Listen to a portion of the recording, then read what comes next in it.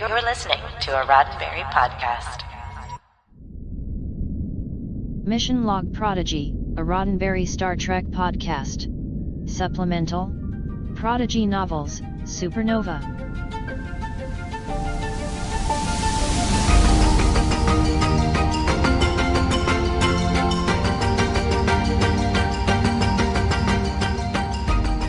Welcome into another episode of Mission Log Prodigy, a Roddenberry Star Trek podcast. I'm Norman Lau. And I am Charlene Schmidt.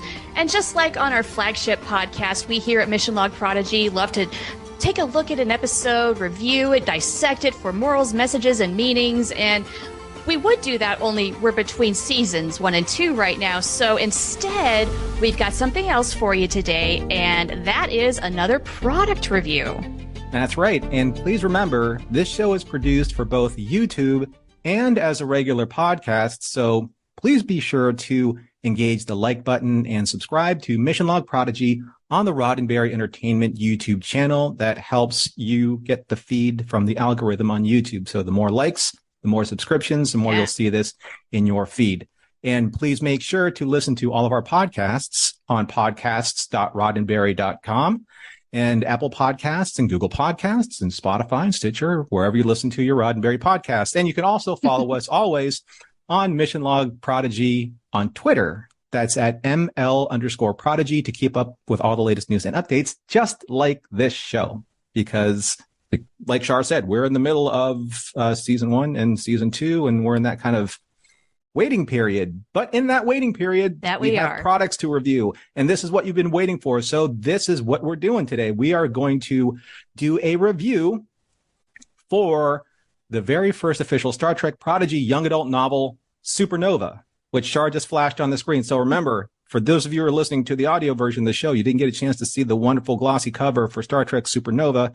And if you're watching it, that's a little bit of a bonus for you. We're going to start with a review of the product packaging, the liner notes, and the gorgeous cover if you get the hardcover version of the book. And we're going to go into some other details, but we're not going to go into a deep review, because what we don't want to do is do the book report so you don't have to buy it. That's not what we want to do. we are not doing a book report. Yes, this is not school. And we want to encourage everybody to read the book. So we don't want to tell you all that happens. We want to kind of give you some clues that'll entice you to read it. That's about it.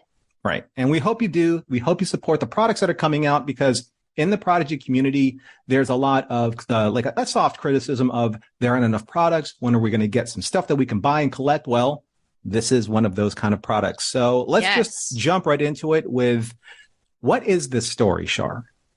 What is this story? Well, it's kind of interesting because it is both a book and a video game, which I will say up front, I've not played yet. Have you played it? I haven't played it either. So it'll be really interesting to hear from people that have both played the game and read the book, and if one really complements the other, or if one's more robust than the other. I would have to believe that a video game is probably going to be a little bit more expansive, because, you have live worlds, you have Brett Gray and Ella Purnell, you have all of the voice actors from Star Trek Prodigy voicing the actual characters, their characters in game. So that's a luxury that video games can bring to life instead of a book. Sure. But I would love to hear from folks who've done both as well, just because I have not played the video game, but I have read the book. And I really enjoyed it overall. Like, I might be a grown adult, but a young adult novel is still enjoyable. And age-wise, what would you say this is?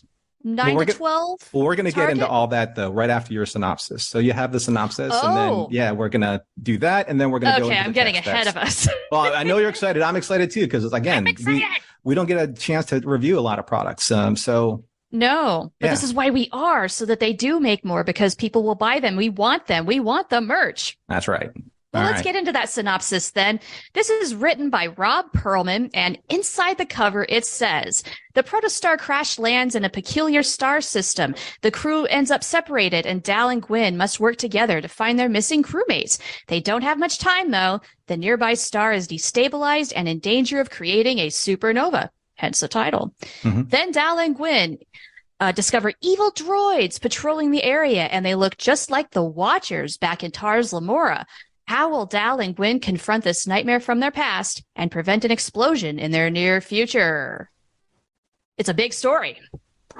Since we both read the book, and this is, I don't know how they handled it in the paperback version, because I don't have that. We both have the hardcover version. That's on the inside flap, and that's on the... Oh, do you have the paperback version? I was going to ask, you have the hardcover? I've got the paperback. This is the paperback. Is that on the actual inside flap anywhere, or is it on the back of the book? It is on the back. Okay, so that's the teaser on the back of the book. On the hardcover version, it's on the glossy inside flap. And then also on Simon & Schuster's page, there's a little bit of that kind of description too. So without giving too much away, Char, do you think that that's an accurate synopsis to get somebody to be able to, if they're a fan of Prodigy especially, but if they're not, do you think that that's a good representation of the story? Is it accurate? Yes. Mm-hmm. Will it entice you? I think it depends on how much of a fan you are. Mm-hmm. And how much of a book lover you are. If you're not really into reading a short novel, you're probably not going to pick this up. You might be playing the video game instead. But if you love books, you are going to enjoy this. Okay. At least, and I did. We'll explain why shortly. Yeah, we have a bunch of, I guess, like questions and answers that we're trying to kind of like dance around, like not spoiling the book too much. But so we're going to go into the technical information of the book. So people out there that haven't seen the book, haven't shopped for the book, and are just listening to this podcast for that information, these are the nuts and bolts of what this book is, from the standpoint. So this book was released on January 17th of this year, 2023.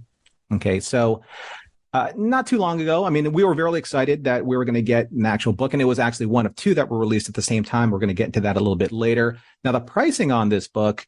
So recently I went on Amazon and I saw the hardcover version for $9.99. I'm just going to be talking US pricing specifically, and some Canadian pricing, because that's on the inside jacket too. So actually, the book normally goes for $17.99 US. It's $23 Canadian, or $23.99 Canadian. And the paperback version, how much on your book jacket, Char, how much does this book cost? Is it $6.99 as they advertise on Amazon?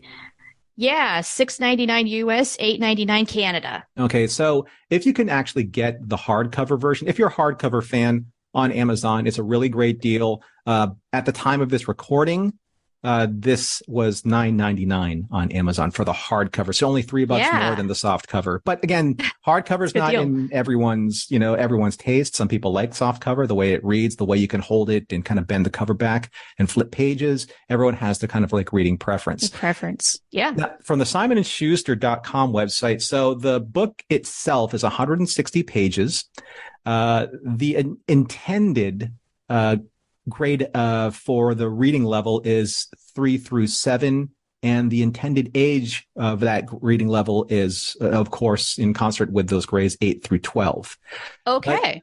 So it's young adult reading, but not young mature adult reading, or mature young adult reading, I should say. This is more. Yeah. Would you say it's right in that sweet spot of, say, where Prodigy the series is aimed at for their audience? For their target audience? Yeah, I would say so. This is written for you, the kids.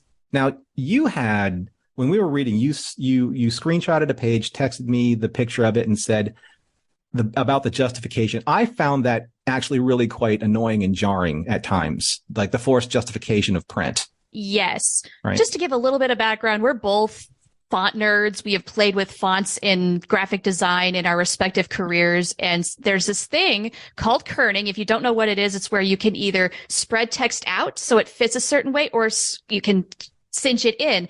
Some parts of this book are so cinched in, it looks like one giant runoff sentence. Right. That was jarring. Right. Yeah. And I'm not a big fan of like forced justification in paragraphs. I do like seeing my either right or left line work justified, so there's a little bit more of an organic flow to the edge of the page. Again, that's a matter of preference. That's a matter of taste. I just felt that if some people don't like that, you may want to know that.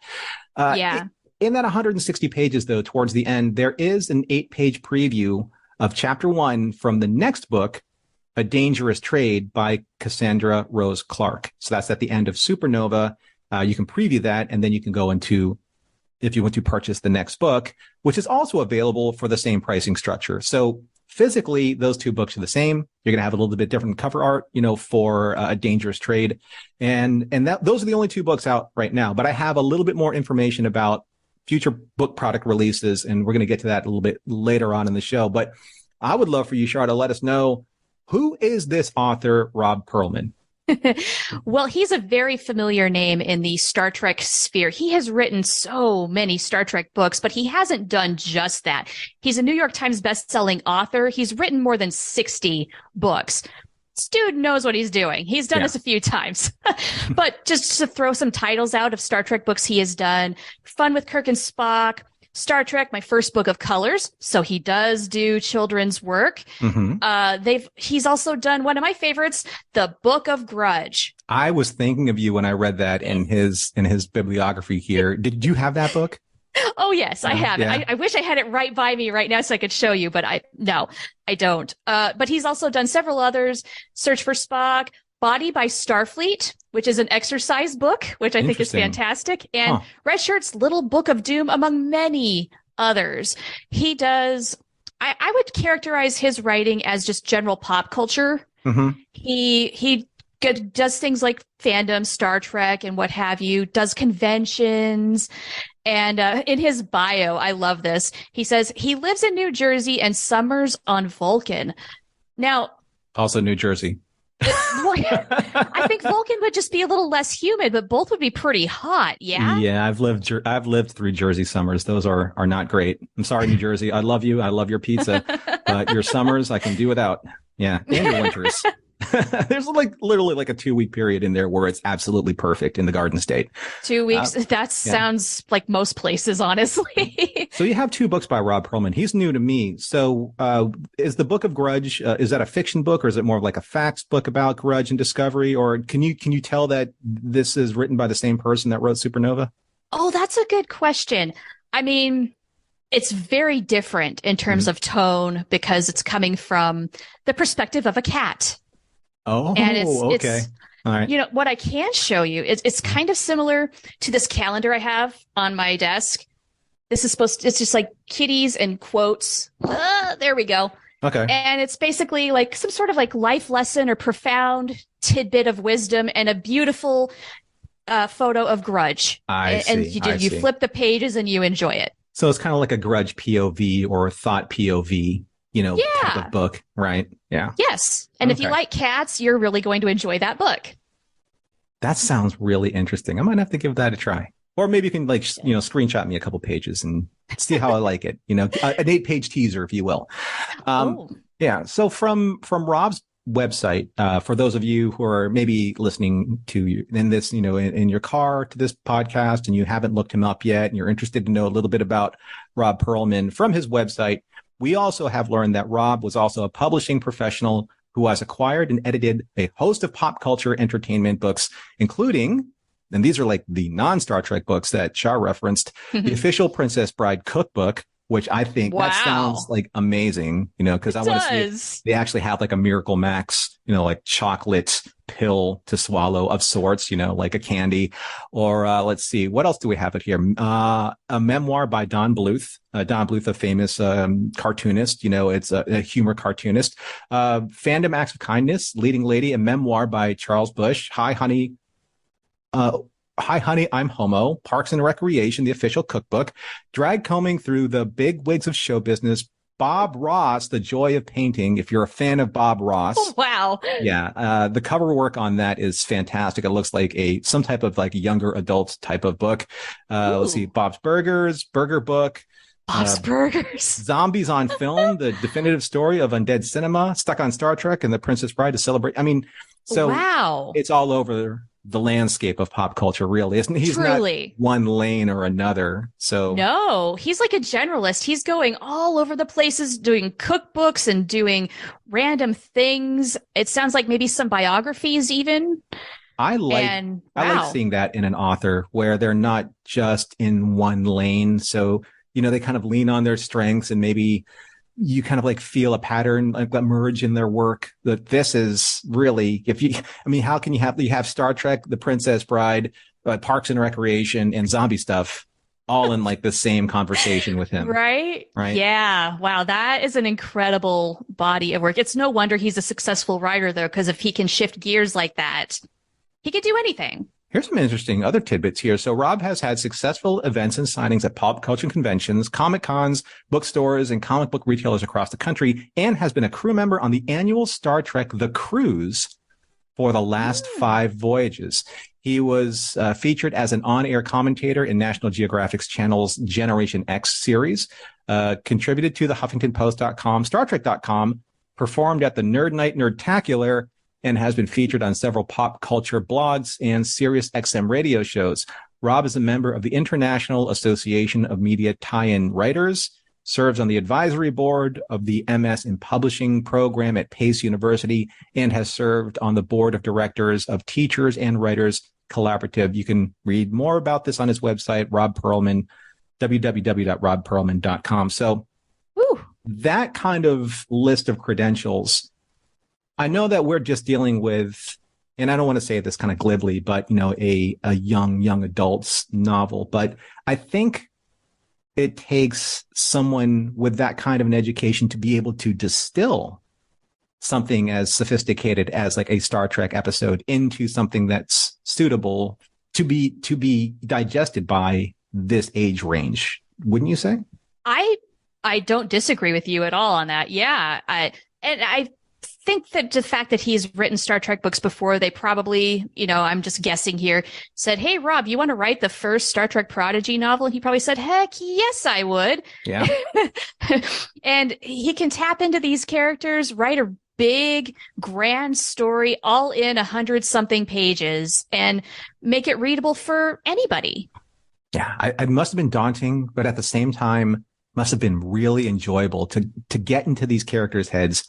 And where this book takes place, it's not like he had the full story. Maybe he did, I don't know, but you have to be able to write in a transitional part of the space in between episode 10 and episode 11. That was right for us. That was 8 months apart, Yes. in broadcast time. So, I say we just jump right into the story. We've had, you and I have gone back and trying to formulate a list of questions that would answer and yet not spoil the book. So yes, let's jump right into it. So we know that this story takes place at the end of A Moral Star Part 2. That would be episode 10 of the series. Right. So it's taking place in that space between the front half and the back half. And you really do mentally have to put yourself there. Yeah. I will say that. Mm-hmm. And I know that canonically, we take books like this as an extension of details that would happen in universe. So that's how we're going to have to probably approach like this book now in terms of like our overall conversation. We may even reference this later on sometime during season 2. Maybe Supernova is referenced sometime later on in season 2. Who knows? Maybe. Right? It might. But this is where, we would get that information. As far as I know, because I don't know any further than this book, it's a self-contained story. So it's a pocket universe within the timeline between episode 10 and episode 11. But why is the story important, do you think, Char, aside from content being important? Well, it does give us a little bit more into the inner workings of our characters' minds, just because when you're reading, a page, you can just analyze a little more about what the inner dialogue is like just by the writing nature. But also, I don't know, this is just like I want to say that this is like a bonus Prodigy quote unquote episode. Okay. That takes place in between these two halves, where if you don't read it, you're probably not going to miss out on anything necessarily that you have to know going forward, certainly not within the back half. But if you're reading it, it's just an extra story. It's another story that you didn't know was there until you did. And what I would have loved to have done, though, Norm, is read this book in between the front half of the season and the back half. Now, I understand that the video game was out and I didn't get in on that right away. Right. I'm hoping to do that this summer when things maybe will slow down just a little bit. But there's things in this book where if you would have read it during the break would have actually been like, whoa, revelations. But now that we've seen the whole season, it's not as revelatory. Does that make sense? As long as the story didn't feel like, and it didn't for me, didn't feel like it was setting up or telegraphing future events. No. It makes revelations in its own way, if that makes sense. Yeah. I did, however, find a couple things very interesting. Now, what did you find interesting? Well, there are a lot of great things. One little nitpicky thing, and I'm surprised that it actually maybe got. I don't know. Like I said, I don't know what Rob Perlman's sources were at the time. You know, did he see past a certain episode or did he have just notes? I don't know, because on pages 5 through 6, they were describing Janeway's uniform. And it said that she was still wearing the black and red uniform from the first 8 episodes because. Oh, yeah. And that's. Yeah. Oh, really good catch. So I double checked and I made sure that the transformation of her Voyager-esque uniform wearing the Protostar Delta, that was transformed specifically in Immortal Star Part 1, and it was 8 minutes, almost to the dot, when Dal and the crew changed uniforms, walked onto the bridge, and then Janeway said, I feel slightly underdressed, or something to that effect. And then she changed herself into the new uniform. So I have a theory. Okay, so you know how in Star Trek there's tons of different uniforms out there, and we have seen crews kind of transition from one uniform style to the other before. I'm thinking Star Trek Generations for starters. This is just another one of those incidents where she's not totally ready to let go of the red uniform all the time. Not yet. This is some transition period for her, much as it was like a break for us. I can live with that. I mean, again, it's nothing that is like story shattering, or it's not going to change the outcome of where we go in between this story and then into Immortal Star Part 2 and then into the next episode. So again, it's just one of those things where I'm like, no, she wasn't.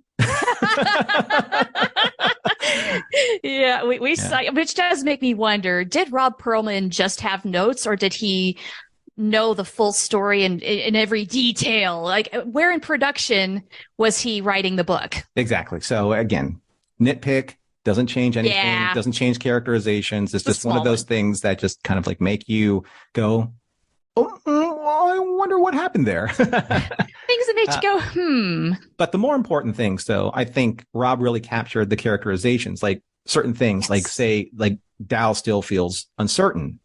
Like he still feels that high anxiety of, am I doing the right thing? Like Gwen is still plagued by guilt, you know, especially when she's thinking about the Cation Orphan and what they just did, saving all of them on Tars Lamora. Right. Which is why I was saying you've mentally got to put yourself into the mid-season break, just because the mentality, it really does strike you after you've seen the whole season that they're in a very different place back here. Yeah. You know, Dal is, even though he has some uncertainty going on, he's still like outwardly overconfident and cocky and reckless. And Gwen is calling him out on that constantly, which she was back then. So Rob does a fantastic job of putting these characters where they were, and you can hear their voices inside your head as you're reading. And I always think that's the mark of a good book. And it's also, I think, the mark of like the good series, because the voice characterizations and kind of like the personality traits and the nuances that everyone has brought to their characters, that's kind of like the soundtrack in my mind, right? When I'm reading this book. Now, I have had disagreements and arguments with Carol time and again, and my wife Carol, where she's like, why don't you just read something so that your imagination can like shape, you know, what you're reading? And I said, well, most of the time I read things that are in the genre of things that I like, Star Wars, Star Trek, science fiction, things of that nature. So I can't really get outside of my head when I say like read a book that has to deal with Captain Picard, Captain Kirk, Right. Klingons, Romulans, Vulcans, etc., Spock, Yeah, That's you know already those been- faces. You can hear them inside your head. You can visualize them on the bridge or wherever they are. Right. So I don't think it's necessarily a bad thing not to have that. It just gives you so much more texture when you do have that, Right. especially in these these original novels. Yeah, like I can imagine the crew on the bridge all talking together. There's the beautiful nebulae outside and those bright, vivid colors that we're so familiar with in Prodigy. And then also on the flip side of this are the visuals that you do have to make in your head because we have not seen them. At least I haven't. Not seeing the video game. It's probably in there, but having to envision what it is they're going through. Like there's a part where they're going through a tunnel and it's very well described. And I have a vision of what that looks like. Now, when I do play the game, I'm very curious to know, was I close or not? Because that's the fun of reading the book first is you have your idea, but then you get to see what everybody else's idea was, whether, Right. in terms of making the visual for it. Sure. So I actually think Rob excelled at doing both of those things, which is fantastic. Yeah. I wonder if he had an advanced copy of the game so he could play the game and write I guess it would be not necessarily kind of like a play-by-play, but having the broad strokes of, okay, you don't have to do all of these repeat quests because you either beat this boss or you failed this level. It's just the storyline. If you didn't have to continue to, in gaming terminology, like grind a bunch of mobs, or just beat a bunch of NPC characters to get to the next level, right? Which in this case would have been the droids, would have been with their little like mechanical hands and tentacles and all that kind of stuff. Sure. Yeah. Yeah. But it's hard to say because again, I haven't played it yet and I hope I will. But here's another weird thing. I know this is a weird tangent, but it just popped up in my notes.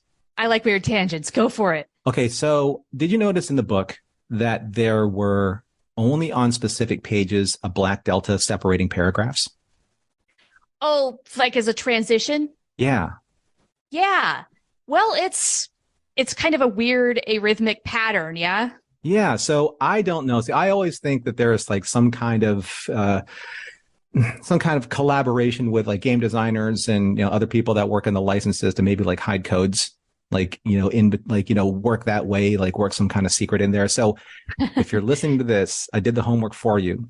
So these deltas only show up on these pages out of I wouldn't say 160, I'm going to say 152 pages worth of story. Yeah, it's actually, the story itself is 147 pages. No, stop. 47. Oh my gosh. Okay, perfect. Please tell me that was on purpose. That's amazing. I love that. But here are the pages. Here are the pages that little black delta is on or are on.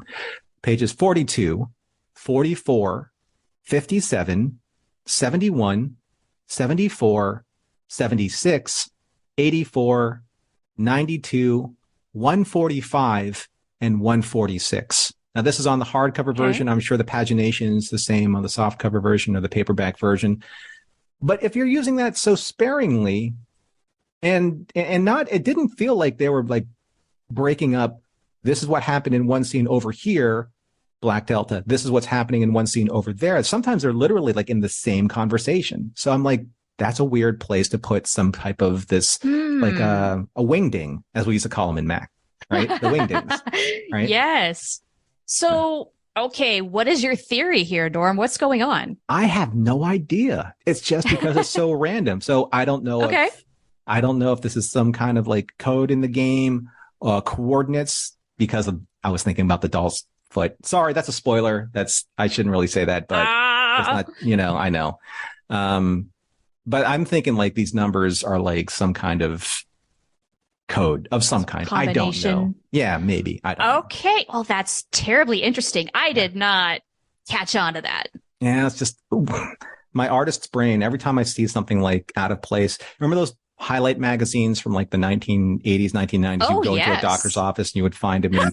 And there are those pictures, like what's wrong with this picture? And your brain like focuses on, there's like a toaster, but it's upside down. Oh, or there's like a TV with like an ice cream cone through it or something like that. Something weird. That's what I saw when I was reading this. That has nothing to do with the story and has nothing to do with the quality of the story at all. We have a little bit of time left here, but I know, Char, you have some great notes on just some of the finer details that don't get into spoilery territory. Sure. Well, how about we talked a little bit about Gwen and Dal and their characterizations and where they were mentally.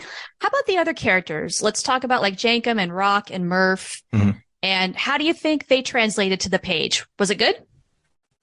Yeah. Well, when you start off with Jank and Pog saying Jank and Pog does this, Jank and Pog does that. Yes. Right. Because then all of a sudden, you're hearing Jason's Jank and Pog voice. Like it just pops into your head. Or what I really did like that Rob paid attention to Zero's pronouns.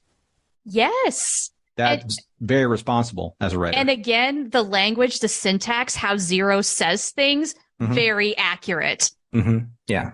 Very cool. I felt like those two were nailed down. They were solid. Also, hologram Janeway was per usual advisor self.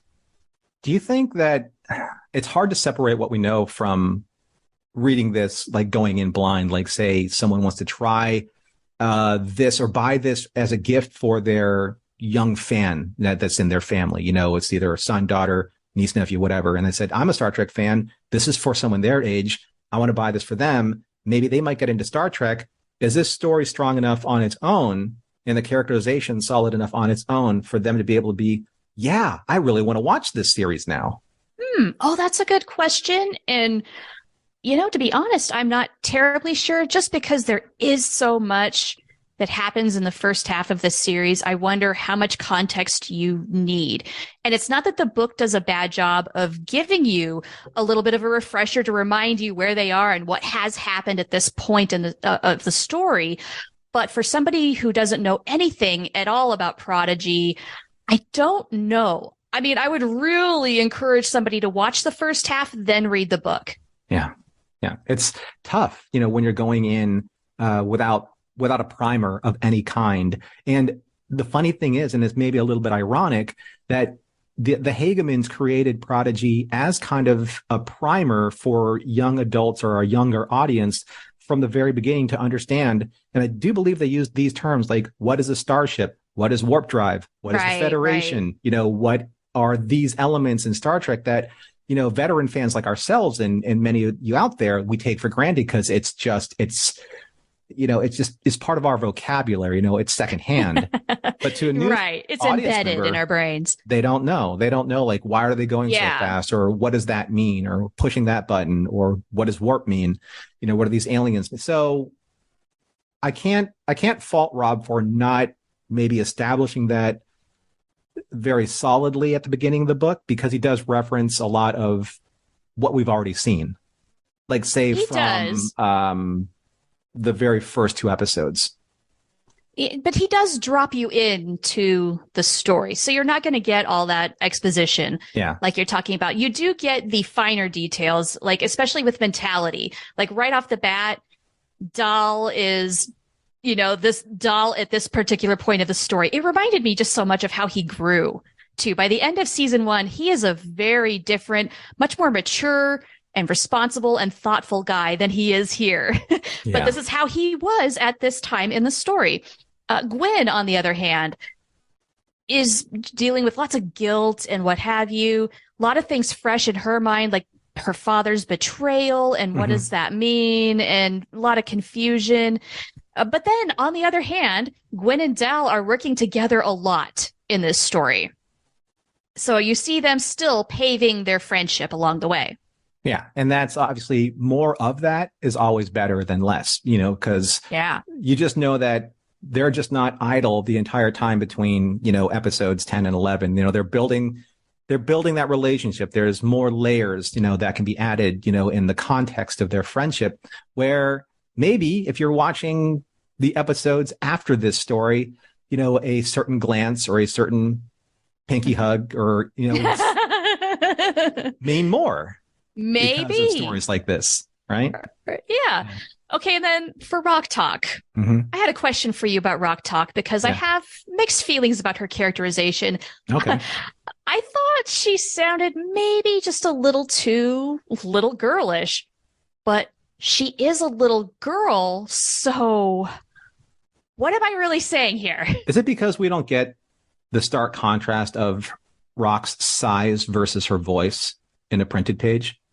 Maybe, because really the only time she's using her size to her advantage is when she wants to help her friends.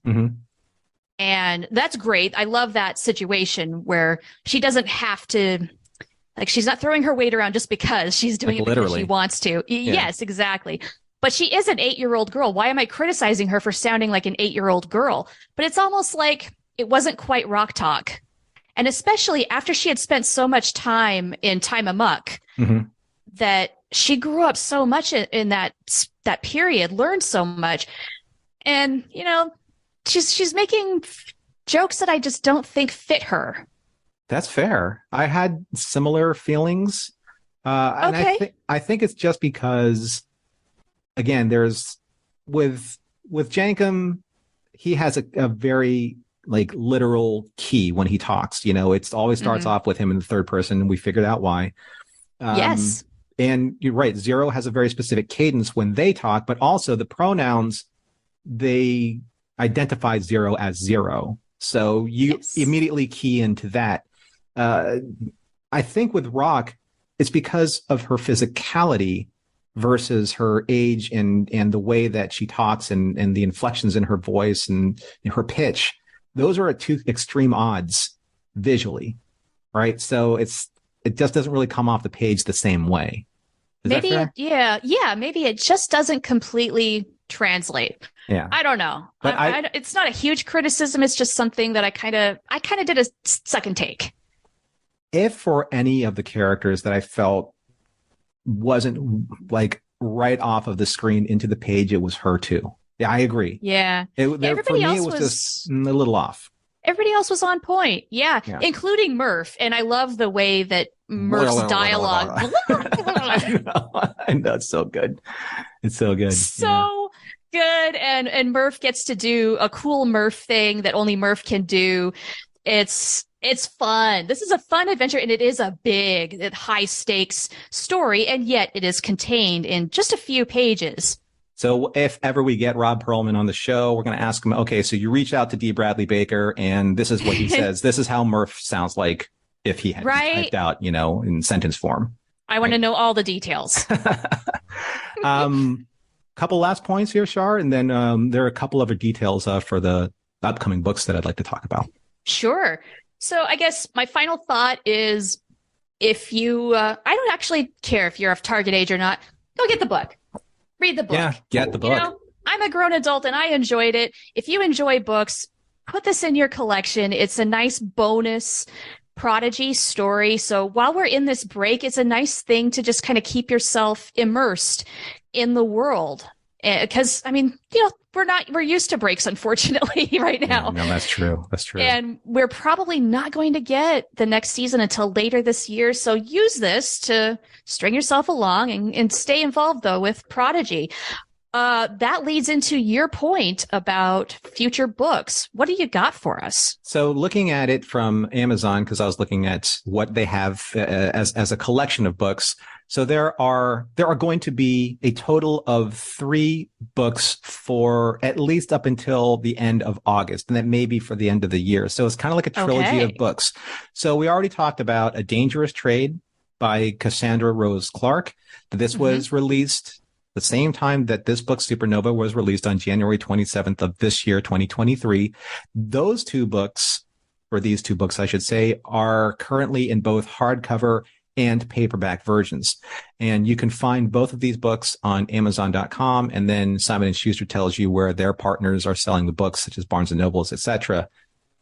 There were 2 other hidden image items that were also listed on Amazon and on Simon & Schuster. The third book is called Escape Route. So this was also written by Cassandra Rose Clark. and it is scheduled for release on August 1st, 2023, this year. And it's only listed right now as paperback. Now, here's the interesting thing. So there's going to be a paperback version of this book, Escape Route. There's also one of Supernova and A Dangerous Trade. And these 3 paperbacks are going to be, they're going to be packaged in their own separate boxed set. Oh, So like a trilogy? Like a trilogy of books. So you're going to have Supernova, A Dangerous Trade, and Escape Route. And this will be available on August 29th this year, 2023. Again, only in paperback for now. Question. Does that mean these 3 books are all connected somehow? One could deduce that, sure.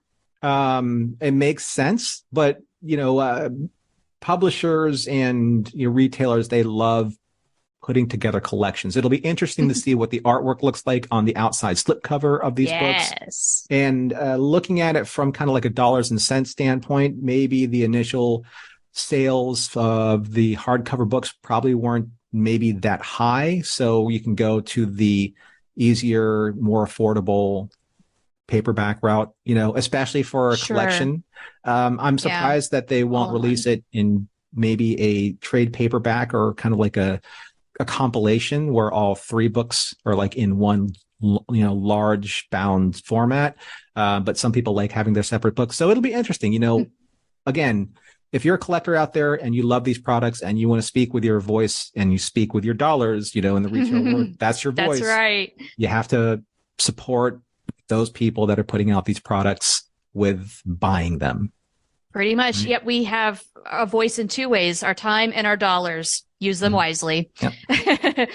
Well, I think that pretty much wraps it up for us on this one. Now, we are going to read the second book and do a similar thing like we did today with that one in the future going forward. But in the meantime, we do want to hear from our audience. It's our favorite part of the show.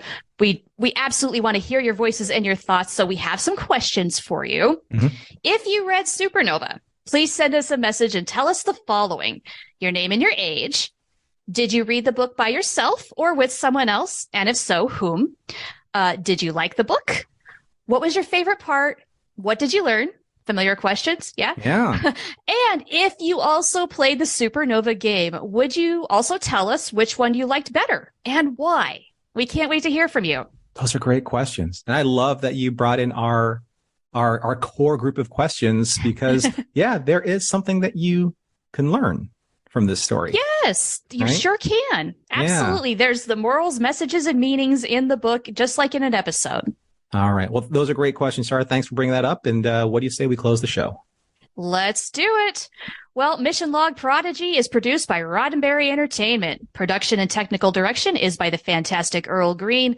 Our website and your opportunity to comment and connect with us is at missionlogpodcast.com.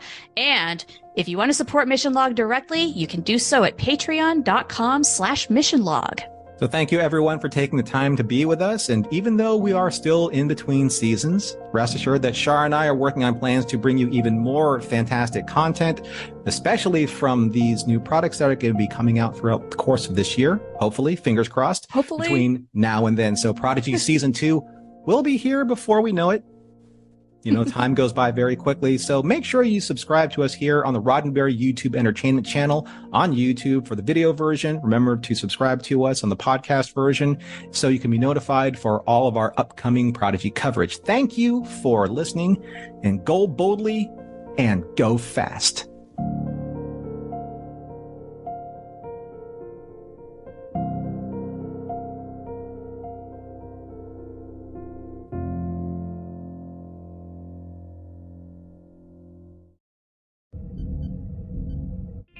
This is a Roddenberry podcast. For more great podcasts, visit podcast.roddenberry.com.